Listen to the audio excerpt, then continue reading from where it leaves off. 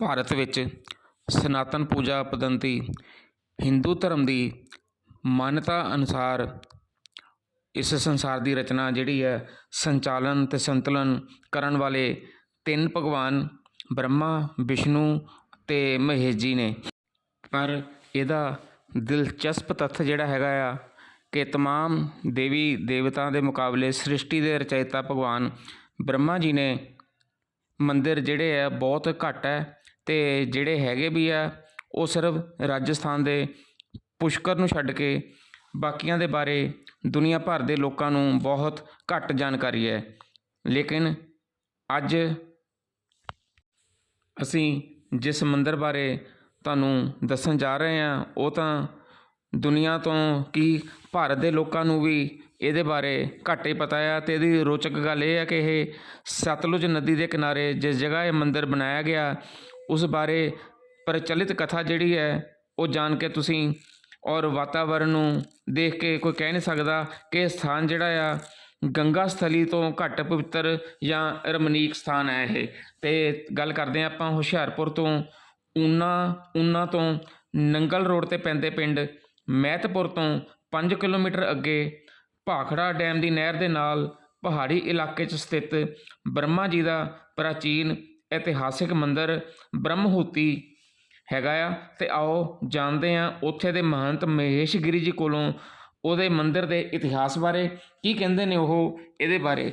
ਆ ਜਿਹੜਾ ਹੁਣ ਤੁਸੀਂ ਵੀਡੀਓ ਦੇਖ ਰਹੇ ਹੋ ਇਹ ਇਸ ਇਲਾਕੇ ਦੇ ਨਾਲ ਲੱਗਦੇ ਜਿਹੜੇ ਹੈਗੇ ਇਲਾਕੇ ਉੱਥੇ ਮੂਰਤੀ ਸਥਾਪਨਾ ਜਿਹੜੀ ਆ ਉਹ ਹੋਣ ਜਾ ਰਹੀ ਆ। ਅਤੇ ਇਹਦਾ ਵੀ ਇਹਨਾਂ 'ਚ ਇੱਕ ਕਥਾ ਹੈਗੀ ਆ ਕਿ ਇੱਥੋਂ ਜਲ ਲੈ ਕੇ ਪਹਿਲੋਂ ਮੂਰਤੀਆਂ ਨੂੰ ਇਸ਼ਨਾਨ ਕਰਾਇਆ ਜਾਂਦਾ ਆ। ਇਸ਼ਨਾਨ ਕਰਾਉਣ ਤੋਂ ਬਾਅਦ ਹੀ ਇਹ ਮੂਰਤੀਆਂ ਦੀ ਜਿਹੜੀ ਆ ਵਿਧੀ ਪੂਰਵਕ ਸਥਾਪਨਾ ਜਿਹੜੀ ਹੈਗੀ ਉਹ ਕੀਤੀ ਜਾਂਦੀ ਆ। ਇਹ ਦੋ ਪਰਿਵਾਰ ਇੱਥੋਂ ਆਏ ਆ ਅਲੱਗ-ਅਲੱਗ ਏਰੀਏ ਤੋਂ ਜਿਹੜੇ ਭਾਖੜਾ ਨੰਗਲ ਦੇ ਨਾਲ ਲੱਗਦੇ ਆ ਇਹ ਏਰੀਏ। ਅਤੇ ਆਹ ਰਸਤਾ ਜਿਹੜਾ ਹੈ ਦੂਸਰਾ ਇੱਧਰੋਂ ਤੁਸੀਂ ਕਾਰ ਬਿਲਕੁਲ ਇੱਥੇ ਤੱਕ ਲਿਆ ਕੇ ਅਤੇ ਬੜੀ ਆਸਾਨੀ ਨਾਲ ਥੱਲੇ ਉਤਰ ਕੇ ਜਾ ਸਕਦੇ ਹੋ। ਜਿਹੜਾ ਦੂਸਰਾ ਰਸਤਾ ਸੀਗਾ ਉਹ ਕਾਫੀ ਖਤਰਨਾਕ ਪੌੜੀਆਂ ਆ ਅਤੇ ਜਿੱਥੋਂ ਡਿੱਗਣ ਦਾ ਵੀ ਖਤਰਾ ਰਹਿੰਦਾ ਹੈ। ਅਤੇ ਆਹ ਹੈ ਬ੍ਰਹਮਾ ਜੀ ਦਾ ਉਹ ਮੰਦਿਰ ਬ੍ਰਹਮਹੂਤੀ ਮਹਾਦੇਵ ਜਿੱਥੇ ਭੋਲੇਨਾਥ ਜੀ ਬ੍ਰਹਮਾ ਜੀ ਔਰ ਗੰਗਾ ਮਈਆ ਦੀ ਇੱਥੇ ਮੂਰਤੀ ਜਿਹੜੀ ਹੈਗੀ ਉਹ ਸਥਾਪਿਤ ਹੈਗੀ ਆ।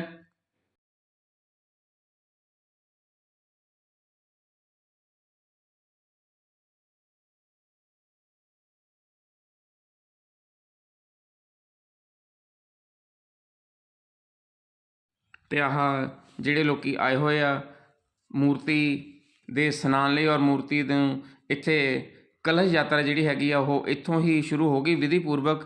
ਅਤੇ ਪੰਡਿਤ ਵਿਦਵਾਨ ਇੱਥੇ ਬੈਠੇ ਹੋਏ ਪਿੰਡ ਦੇ ਸਾਰੇ ਲੇਡੀਜ਼ ਉੱਥੇ ਬੈਠੀਆਂ ਹੋਈਆਂ ਆ। ਅਤੇ ਜਲਦ ਤੁਹਾਨੂੰ ਹੁਣ ਉਸ ਨਹਿਰ ਦੇ ਵੀ ਦਰਸ਼ਨ ਕਰਾਵਾਂਗੇ ਜਿੱਥੇ ਤੁਸੀਂ ਬੜੀ ਹੀ ਆਸਾਨੀ ਦੇ ਨਾਲ ਬਹਿ ਕੇ ਉੱਥੇ ਆਪਣਾ ਇਸ਼ਨਾਨ ਕਰ ਸਕਦੇ ਹੋ।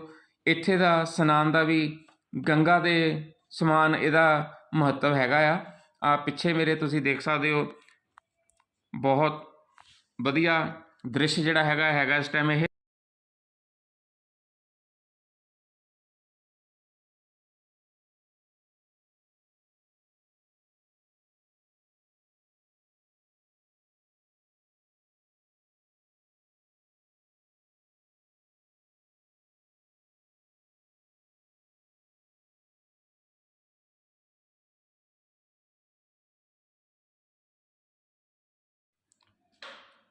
ਆਹ ਦ੍ਰਿਸ਼ ਜਿਹੜਾ ਹੈਗਾ ਤੁਸੀਂ ਦੇਖ ਸਕਦੇ ਇੱਥੇ ਬਹੁਤੀ ਜ਼ਿਆਦਾ ਗਹਿਰਾਈ ਨਹੀਂ ਹੈਗੀ। ਤੁਸੀਂ 10-15 ਫੁੱਟ ਅੱਗੇ ਤੁਸੀਂ ਇੱਦਾਂ ਹੀ ਪਾਣੀ ਦੇ ਵਿੱਚ ਜਾ ਸਕਦੇ ਹੋ। ਅਤੇ ਪਾਣੀ ਜਿਹੜਾ ਹੈਗਾ ਤੁਹਾਡੇ ਵੱਧ ਤੋਂ ਵੱਧ ਗੋਡੇ ਤੱਕ ਪਾਣੀ ਹੈਗਾ ਆ।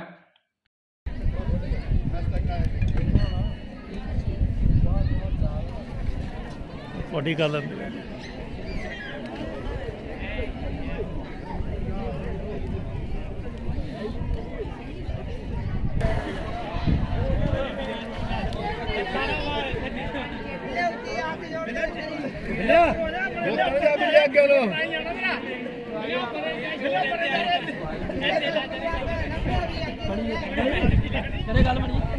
ਔਖਾ ਹੋਇਆ ਨਾ ਵਿੱਚ ਜਾਣੇ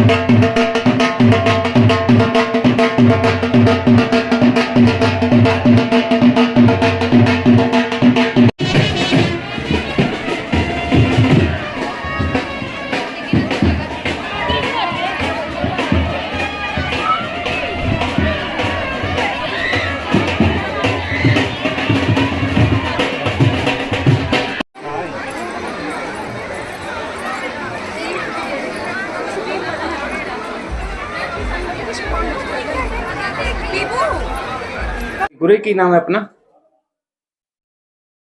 ਮਹੰਤ ਮਹੇਸ਼ਗਿਰੀ ਜੀ। ਇਹ ਗੁਰੂ ਜੀ ਕਿਹੜੀ ਜਗ੍ਹਾ ਹੈਗੀ ਆ, ਕਿੱਥੇ ਹੈਗੀ ਹੈ, ਤੇ ਇਹਦੇ ਬਾਰੇ ਕੋਈ ਪ੍ਰਾਚੀਨ ਇਤਿਹਾਸ ਕੀ ਹੈਗਾ ਉਹਦੇ ਬਾਰੇ ਦੱਸੋ। ਦੇਖੋ ਜੀ, ਇਹ ਪ੍ਰਾਚੀਨ ਮੰਦਿਰ ਹੈ ਬ੍ਰਹਮਾ ਜੀ ਦਾ। ਤੇ ਜ਼ਿਲ੍ਹਾ ਊਨਾ ਹਿਮਾਚਲ ਵਿੱਚ ਪੈਂਦਾ, ਕਿਉਂਕਿ ਮਹਿਤਪੁਰ ਤੇ 5 ਕਿਲੋਮੀਟਰ ਅੰਦਰ ਪਾਖੜੇ ਦੀ ਤਰਫ। ਜੇ ਨੰਗਲ ਤੇ ਵੀ ਆਓ ਤਾਂ ਨੰਗਲ ਤੇ ਵੀ 4-5 ਕਿਲੋਮੀਟਰ ਹੀ ਪੈਂਦਾ ਅੰਦਰ ਨੂੰ। ਕਿਉਂਕਿ ਇਹਨਾਂ ਦਾ ਜਿਹੜਾ ਇਤਿਹਾਸ ਹੈ, ਸਾਹਮਣੇ ਨੈਣਾ ਦੇਵੀ ਸ਼ਕਤੀ ਪੀਠ ਹੈ, ਉਹਨਾਂ ਦੀ ਇੱਕ ਕਥਾ ਆਂਦੀ, ਕਦੇ ਪੜ੍ਹ ਕੇ ਦੇਖਿਓ। ਉਹਦੇ ਵਿੱਚ ਇੱਥੇ ਦਾ ਜ਼ਿਕਰ ਜ਼ਰੂਰ ਹੈ, ਕਿਉਂਕਿ 3-4 ਮੰਦਿਰ ਹੈ। ਪਹਿਲਾ ਤਾਂ ਇਹ ਬ੍ਰਹਮਾ ਜੀ ਦਾ ਹੈ, ਇੱਕ ਡਿਸਟ੍ਰਿਕਟ ਰੋਪੜ 'ਚ ਪੈ ਗਿਆ ਜਟਵਾੜ ਭਗਵਾਨ ਸ਼ਿਵ ਦਾ ਹੈ, ਤੀਸਰਾ ਬਛਰੇਟੂ ਜਿੱਥੇ ਬਾਬਾ ਬਾਲਕ ਨਾਥ ਜੀ ਦਾ ਮੰਦਿਰ ਹੈ। 5-10 ਕਿਲੋਮੀਟਰ ਸਾਈਡ ਵਿੱਚ ਹਟ ਕੇ ਇੱਕ ਬਛੇਟੂ ਨਾਮਕ ਤੀਰਥ ਹੈ। ਔਰ ਚੌਥਾ ਜਿਹੜਾ ਇੱਕ ਸਵਾਰਗ ਹਟ ਜੰਗਲ ਵਿੱਚ ਭਗਵਤੀ ਕਾਲੀ ਦਾ ਮੰਦਿਰ ਹੈ। ਕਿਉਂਕਿ ਜਿਹੜੇ 4 ਮੰਦਿਰ ਕਹਿੰਦੇ ਭਗਵਤੀ ਸ਼ਕਤੀ ਦੇ 4 ਦੁਆਰ ਹੈ। ਇਹ ਬ੍ਰਹਮਾ ਜੀ ਦਾ ਪੱਛਮੀ ਦੁਆਰ ਹੈ। ਇਹਦਾ ਜਿਹੜਾ ਖੇਤਰਫਲ ਹੈ 12.5 ਯੋਜਨ ਤੱਕ ਫੈਲਿਆ ਹੋਇਆ ਹੈ। ਕਿਉਂਕਿ ਇੱਕ ਯੋਜਨ 12 ਕਿਲੋਮੀਟਰ ਦਾ ਹੁੰਦਾ, ਤਾਂ ਤੁਸੀਂ ਹਿਸਾਬ ਲਾ ਲਓ ਕਿ ਬਿਲਾਸਪੁਰ ਤੋਂ ਲੈ ਕੇ ਪਾਖੜਾ ਇਹ ਬ੍ਰਹਮਾ ਜੀ ਦਾ ਸਥਾਨ ਆ। ਅੱਗੇ ਬਹੌਰ ਸਾਹਿਬ, ਅਨੰਦਪੁਰ ਸਾਹਿਬ, ਇਹ ਸਭ ਗੁਰਾਂ ਪੀਰਾਂ ਦੀ ਧਰਤੀ ਚੱਲ ਗਈ ਸਾਰੀ ਇਹ। ਕਿਉਂਕਿ ਜਿਹੜੀ ਸ਼ਕਤੀ ਪੀਠ ਹੈ ਨੈਣਾ ਦੇਵੀ ਦੇ ਆਲੇ ਦੁਆਲੇ ਦਾ ਜਿੰਨਾ ਵੀ ਖੇਤਰ ਪੈਂਦਾ ਸਾਰਾ ਮਹਿਸ਼ ਖੇਤਰ ਹੈ। ਕਿਉਂਕਿ ਭਗਵਤੀ ਨੇ ਉੱਥੇ ਮਹਿਸਾਸੁਰ ਦਾ ਵਧ ਕੀਤਾ ਤਾ। ਮਹਿਸਾਸੁਰ ਮਰਦਨੀ ਆ ਉਹ। ਕਿਉਂਕਿ ਜਿਹੜਾ ਮਹਿਸਾਸੁਰ ਥਾ, ਕਹਿੰਦੇ ਉਹ ਵੈਂਸੇ ਦਾ रूप भी धारण कर लेता था वो। तो उसने क्या किया कि ब्रह्मा जी की तपस्या किया, तो बोलते ऐसा घोर तप किया कि ब्रह्मा जी को प्रसन्न कर लिया। तो ब्रह्मा जी ने दर्शन दिए, बोला हाँ भाई बोल क्या चाहिए। तो बोलता महाराज जी मेरी तपस्या से प्रसन्न है, तो मेरे को कोई ऐसा वर दो कि जिससे मेरी मृत्यु ना हो। तो ब्रह्मा जी ने बोला भाई कि वो तो संसार है, इसका तो नियम है, जो है जाना पड़ेगा एक न एक दिन ना। तो ऐसा करो कोई और दूसरा वर मांग लो। फिर उसने विचार किया कि ये बोलता महाराज मेरी जो मृत्यु किसी देवताओं के हाथ में नहीं होनी चाहिए, मेरी जो मृत्यु किसी स्त्री नारी के हाथ में होनी चाहिए। क्योंकि उसको पता था कि स्त्री कोई इतनी बलवान है जो मेरे को मार सकेगी, देवता मेरे को कोई नहीं मार सकेगा। चलो ब्रह्मा जी ने वर दे दिया। अब वर प्राप्ति करके उसने क्या किया कि हर जगह अपना अधिकार होता ही है, कोई ना कोई गुण आ जाए ना, तो वैसे आदमी विच अहम भाव बढ़ जाता, पाप कर्म ज़्यादा बढ़ जाते हैं। लेकिन हर चीज़ की एक सीमा होती है, सीमा तक सीमित रहोगे ठीक है, सीमा का उल्लंघन करोगे मार ही खाओगे। मतलब जितना का भजन तप किया था उतना को तो सुख भोग लिया उसने, पर पाप कर्म इतने बढ़ गए कि एक तरफ उसने पाप का घड़ा ही भर दिया। क्योंकि ये तो प्रकृति है, सृष्टि है, इसका भी कोई ना कोई नियम है। सारे देवते इकट्ठे हुए ब्रह्मा जी के पास चले गए, बोलते महाराज इसने जितना का भजन तप किया था उतना को तो सुख भोग लिया है, पर पाप कर्म इतने बढ़ गए कि एक तरफ इसने पाप का घड़ा ही भर दिया। जिसकी मृत्यु का समय आ गया, हमें बताओ मृत्यु होगी कैसे। तो ब्रह्मा जी ने बोला भाई इसको वर तो मैंने दिया, लेकिन इसकी मृत्यु जो किसी नारी के हाथ होगी, पर साधारण नारी कोई मार भी नहीं सकती। तो ब्रह्मा जी भी देवताओं के साथ हो गए, भगवान शिव के पास चले गए, पूछा कि महाराज आप बताओ। तो भगवान शिव ने भी देखा भाई वो तो दैत्य इतना भी मान में चूर है, तो उसको मारने में ऐसी मतलब कौन सृष्टि स्त्री जो समर्थ हो सकती है। मतलब आखिर में सारा देश समाज इकट्ठा हुआ, हरि शरण गए, प्रार्थना किया, तब बोलते वहाँ पर आकाशवाणी हुआ था कि जितने भी देवता लोग हैं, ये जो सतलुज जा रही है इसका नाम शतद्रु है, कि शत्रु के तीर पर जाओ, अपने तेजांशों से प्रार्थना करो।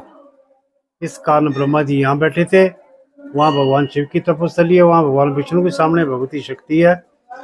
तो देवताओं ने तप करके जो देवताओं का एक तेजांश निकला था, तेजांश इकट्ठा होकर एक ज्वाला का रूप धारण किया था, लेकिन जो ज्वाला थी वो नारी के रूप में परिवर्तित हो गई हो। तो सारे देवताओं ने अस्त्र शस्त्र दिए, तब जाके उसका वध हुआ था। इस जगह के ऊपर ब्रह्मा जी ने और इंद्र जी ने बड़े दिव्य मंत्रों के साथ भगवती का स्तवन किया था। इसका पहला कारण तो ये है।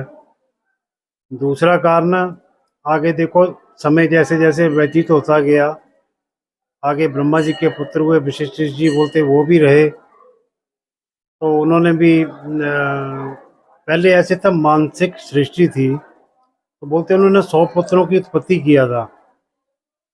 तो उस वक्त राजाओं के राजे हुआ करते, राजा विश्वामित्र जी थे। तो दोनों में ना छोटी मोटी बातों के ऊपर वैसे ही लड़ाई झगड़ा वाद विवाद हो जाता था, क्योंकि राजा को जिस वक्त राजऋषि बोलते थे वो चिढ़ता था। वो बोलता भाई मेरे को ब्रह्म ऋषि बोलो आप। तो उन्होंने बोला महाराज आप तो क्षत्रिय की संतान है, आपके अंदर वो ब्रह्म तत्व नहीं आ सकता, हम तो आपको ब्रह्म ऋषि नहीं कह सकते। तो उसने भी क्या किया, एक ब्रह्म जानने के लिए तो एक पुत्र का वध कर दिया था यहाँ पर आकर, लेकिन वो वध करके चला गया। दूसरा दिन आया तो यहाँ पर वशिष्ठ जी ने उसका बड़ा सम्मान किया। तो राजा को बड़ा धक्का जैसा लगा कि भाई ये क्या बात है, नहीं तो मैं इसके पुत्र को मार के नहीं तो लड़ाई झगड़ा कई बातें हो जाती है, लेकिन मेरा तो इसने और बातें ज़्यादा मान किया। क्योंकि वो तो जानते थे, क्योंकि आत्मा तो अमर है और देही विनाशक है ये। तो हर रोज आना, उसने हर रोज यही क्रिया रखी, मतलब 100 पुत्रों की बलि दे दी। तो लास्ट में जाके वो वशिष्ठ जी को भी मारने के लिए आ गया था, लेकिन उनके पास ब्रह्मदंड था। तब बोलते जैसे ब्रह्मदंड किया उन्होंने आगे, तब झुका था राजा भी, उसने माना भी था कि इस संसार में जो क्षत्रिय बल कुछ बल नहीं, जो ब्रह्म बल है सबसे बड़ा बल है। यही प्रशंसा के योग्य है। जो पुत्र मारे गए थे उन पुत्रों का उद्धार करने के लिए उसने पश्चाताप भी किया और फिर एक यज्ञ का अनुष्ठान किया। तो उस यज्ञ में सब देवी देवते आए और उस यज्ञ में फिर स्वयं ब्रह्मा जी ने आहुतियां डालकर अपने पुत्रों का उद्धार किया था। एक तो कहा था कि मेरी तपस्थली है, दूसरी आहुतियां डालने के कारण तभी इस जगह का नाम ब्रह्म आहुति पड़ा है। तीसरा कारण पांडवों के साथ जुड़ा है। देखो उन्होंने 1 साल का अज्ञातवास जो था राजा विराट की नगरी में बिताया हो। तो मुकेरियां दसुआ से लेकर इतनी बड़ी बड़ी भारी विरासतें पड़ती थी हो। तो बोलते ये राजा विराट की नगरी थी सारी है। जो पांडव देखो कोई भी कार्य करना रात को करना, दिन में तो वैसे भय रहता, कोई देख ना ले, ये देख लेता था 12 साल का और वनवास काटना था उनको। तो जो भी कार्य करते रात को ही करते। तो बोलते यहाँ पर ना उन्होंने 5 पौड़ियों का निर्माण करना था, लेकिन कोई कारणवश नहीं बन पाई, वो 2.5 पौड़ी रह पाई हो। और उसके बाद देखा कि वो फिर यहाँ से चले गए हो।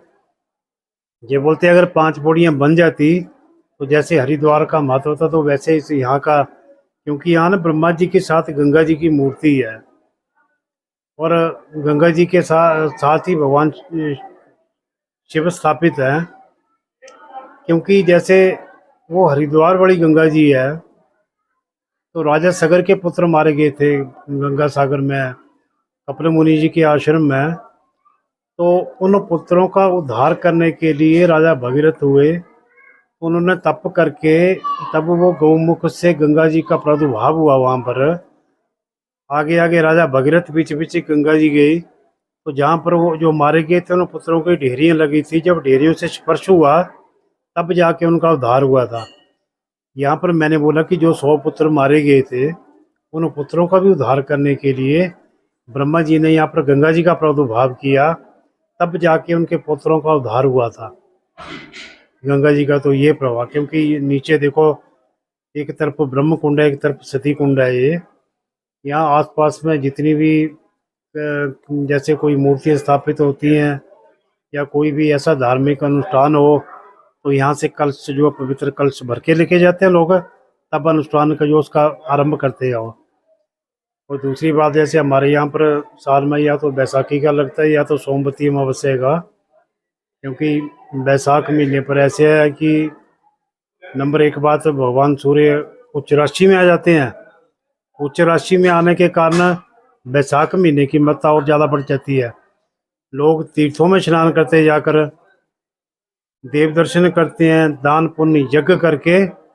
जैसे एक नवे साल की शुरुआत नहीं है, जैसे अभी नवरात्रि शुरू हुए तो बोलते भाई हमारा जो विक्रमी संपदा है उसमें नवा साल शुरू हुआ। लेकिन ये देखो पहले से हमारी परंपरा रही है। कि अगर मान लो यहाँ पर अगर नवरात्रि में अगर कोई ना भी मना सके तो उस महीने में जो संक्रांति आती थी तो उस संक्रांति में लोग तीर्थों में जाते थे, स्नान ध्यान करते थे, दान पुण्य यज्ञ करते थे और तब एक नवे साल की शुरुआत होती थी। यही है जी यहाँ का। और ਜਾਂ ਇੱਥੇ ਨਹਾਣੇ ਦਾ ਵੀ हरिद्वार जितना ही पुण्य प्राप्त होता है। हाँ बिल्कुल, देखो जी यहाँ पर साथ में मैंने बताया कि गंगा जी की मूर्ति है। देखो ये आज का तो है नहीं, सदियों पुराना आ रहा है। और जैसे यहाँ का जल आप जो ब्रह्म कुंड है, सती कुंड है, यहाँ से लेके जाओ, यहाँ का जल कभी खराब नहीं होता, ऐसा प्रभाव है यहाँ का। ਕੀ ਨਾ ਜੀ ਆਪਣਾ? ਰਾਮ ਲਵਾਇਆ ਜੀ। ਕਿਹੜੀ ਜਗ੍ਹਾ ਤੋਂ ਆਏ ਆਪਾਂ ਔਰ ਕਿੱਥੇ ਆਏ ਹੈਗੇ ਆ? ਆਪਾਂ ਖੇੜਾ ਕਲਮੋੜ ਤੋਂ ਆਏ ਜੀ। ਅੱਛਾ ਜੀ। ਬਰਮੋਤੀ ਮੂਰਤੀਆਂ ਦੀ ਜਿਹੜੀ ਆਪਾਂ ਜਲ ਇਸ਼ਨਾਨ ਸ਼ੋਭਾ ਯਾਤਰਾ ਵਾਸਤੇ ਲੈ ਕੇ ਆਏ ਜੀ ਉਹਨਾਂ ਨੂੰ। ਕਿਹੜੀ ਜਗ੍ਹਾ ਤੋਂ ਆਏ ਆਪਾਂ? ਆਪਾਂ ਖੇੜਾ ਕਲਮੋੜ ਜੀ ਲੋਅਰ ਮਜਾਰੀ ਤੋਂ ਲੈ ਕੇ ਆਏ ਹਾਂ। ਇਹ ਕਿਹੜੇ ਏਰੀਆ 'ਚ ਪੈਂਦਾ ਇਹ? ਇਹ ਡਿਸਟ੍ਰਿਕਟ ਰੋਪੜ ਜੀ, ਤਹਿਸੀਲ ਨੰਗਲ ਦੇ ਵਿੱਚ ਹੈ ਜੀ। ਤੇ ਕਿਹੜੇ ਕਿਹੜੇ ਭਗਵਾਨ ਦੀ ਆਪਾਂ ਮੂਰਤੀ ਸਥਾਪਨਾ ਕਰਵਾ ਰਹੇ ਆ ਆਪਣੇ? ਆਪਾਂ भोलेनाथ है जी, शिव परिवार है जी पूरा कंप्लीट। ठीक है। जिवें नंदी जी हो गए, गणेश जी हो गए, शिव परिवार है, शिवलिंग है जी। ਉਹਨਾਂ ਦਾ ਸ਼ੋਭਾ ਯਾਤਰਾ ਜਲ ਇਸ਼ਨਾਨ ਇਹਨਾਂ ਦਾ ਉੱਥੇ ਬਰਮੋਤੀ ਦੇ ਵਿੱਚ ਕਰਵਾ ਕੇ ਕੱਲ ਨੂੰ ਜਿਹੜਾ ਉਹਨਾਂ ਦਾ ਜੀ ਅਸੀਂ ਅਨਵਾਸ ਕਰਵਾਵਾਂਗੇ ਤੇ ਪਰਸੋਂ ਨੂੰ ਉਹਦਾ ਜਿਹੜਾ ਅਸੀਂ ਫਲਵਾਸ ਕਰਵਾਵਾਂਗੇ। ਉਸ ਤੋਂ ਬਾਅਦ ਪੂਰੇ ਮੰਤਰ ਉਚਾਰਨ ਦੇ ਨਾਲ ਜਿਹੜਾ ਉਹਨਾਂ ਦਾ ਪ੍ਰਾਣਦਾਨ ਕਰਨ ਤੋਂ ਬਾਅਦ ਅਤੁੱਟ ਜਿਹੜਾ ਭੰਡਾਰਾ ਉਹ ਕੀਤਾ ਜਾਏਗਾ ਜੀ, ਲੰਗਰ ਵਰਤਾਇਆ ਜਾਵੇਗਾ। ਹਾਂਜੀ ਪੰਡਿਤ, ਕੀ ਨਾਮ ਜੀ ਆਪਣਾ? ਮੇਰਾ ਨਾਮ ਪੰਡਾ ਰਾਕੇਸ਼। ਆਪਾਂ ਕਿਸ ਉਪਲਕਸ਼ ਦੇ ਵਿੱਚ ਅੱਜ ਭਰਮੋਤੀ ਮਾਂ ਇੱਥੇ ਆਏ ਹੋਏ ਆ? ਅੱਜ ਅਸੀਂ ਭਰਮੋਤੀ ਮਹਾਦੇਵ ਦੇ ਵਿੱਚ ਮੂਰਤੀਆਂ ਦੀ ਜਲ ਯਾਤਰਾ ਲਈ ਆਏ ਹੋਏ ਹਾਂ ਤੇ ਬੜਾ ਹੀ ਪਵਿੱਤਰ ਸਥਾਨ ਸਾਡੇ ਸਾਰੇ ਇਲਾਕੇ 'ਚ ਬੜਾ ਪਵਿੱਤਰ ਸਥਾਨ ਇਹ ਮੰਨਿਆ ਗਿਆ ਔਰ ਬੜੇ ਬੜੇ ਦੂਰ ਤੇ ਲੋਕ ਇੱਥੇ ਮੂਰਤੀਆਂ ਲੈ ਕੇ ਇਸ਼ਨਾਨ ਕਰਵਾਉਣੇ ਵਾਸਤੇ ਆਉਂਦੇ। ਔਰ ਉੱਦਾਂ ਵੀ ਇੱਥੇ ਜਿਹੜਾ ਮੇਲਾ ਲੱਗਦਾ ਭਰਮੋਤੀ ਮਹਾਦੇਵ ਦੇ ਵਿੱਚ ਵਿਸਾਖੀ ਵਾਲੇ ਦਿਨ ਬੜਾ ਮੇਲਾ ਲੱਗਦਾ। ਇੱਥੇ ਲੋਕ ਬੜੇ ਹੀ ਆ ਕੇ ਇੱਥੇ ਆਪਣੀ ਮਨੋਕਾਮਨਾ ਨੂੰ ਪੂਰਨ ਕਰਦੇ ਔਰ ਭਗਵਾਨ ਦੀ ਕਿਰਪਾ ਨੂੰ ਇੱਥੇ ਆ ਕੇ ਪ੍ਰਾਪਤ ਕਰਦੇ। ਇਸ ਜਗ੍ਹਾ ਦੇ ਇਸ਼ਨਾਨ ਦਾ ਹੋਰ ਕੀ ਮਹੱਤਵ ਹੈਗਾ ਆ? ਜਿਹੜੇ ਲੋਕ ਹਰਿਦੁਆਰ ਨਹੀਂ ਜਾ ਸਕਦੇ, ਸਾਡੇ ਇਲਾਕੇ ਦੇ ਬ੍ਰਿਧ ਆਦਮੀ ਔਰ ਅਸਹਾय ਆਦਮੀ ਜਿਹੜੇ ਹਨ, ਜਿਹੜੇ ਹਰਿਦੁਆਰ ਨਹੀਂ ਜਾ ਸਕਦੇ ਔਰ ਇੱਥੇ ਆ ਕੇ ਉਹ ਇਸ਼ਨਾਨ ਕਰਦੇ, ਉਹਨਾਂ ਦੇ ਸਾਰੀਆਂ ਮਨੋਕਾਮਨਾ ਪੂਰਨ ਹੁੰਦੀਆਂ ਔਰ ਇੱਥੇ ਆ ਕੇ ਉਹ ਗੰਗਾ ਦੇ ਪੁੰਨਿਆ ਦਾ ਇਸ਼ਨਾਨ ਦੇ ਪੁੰਨਿਆ ਦਾ ਫਲ ਵੀ ਪ੍ਰਾਪਤ ਕਰਦੇ। ਹਾਂਜੀ ਭਾਈ, ਕੀ ਨਾਂ ਜੀ ਆਪਣਾ? ਮੇਰਾ ਨਾਮ ਆਨੰਦ ਕਿਸ਼ੋਰ ਹੈ ਜੀ। ਕਿਹੜੀ ਜਗ੍ਹਾ ਤੋਂ ਆਏ ਆਪਾਂ? ਅਸੀਂ ਪਿੰਡ ਸਨੌਲੀ ਤੋਂ ਆਏ ਜੀ। ਕਿਸ ਉਪਲਕਸ਼ ਦੇ ਵਿੱਚ ਇੱਥੇ ਆਏ ਭਾਈ? ਕੀ ਨਾਂ ਜੀ ਆਪਣਾ? ਮੇਰਾ ਨਾਮ ਆਨੰਦ ਕਿਸ਼ੋਰ ਹੈ ਜੀ। ਇਹ ਅੱਜ ਇੱਥੇ ਆਪਾਂ ਕਿਹੜੀ ਜਗ੍ਹਾ ਤੇ ਆਏ ਤੇ ਕਿਸ ਉਪਲਕਸ਼ ਵਿੱਚ ਆਏ ਆ? ਅਸੀਂ ਪਿੰਡ ਸਨੌਲੀ ਡਿਸਟ੍ਰਿਕਟ ਉਨਾ ਤੋਂ ਆਏ ਆ ਜੀ।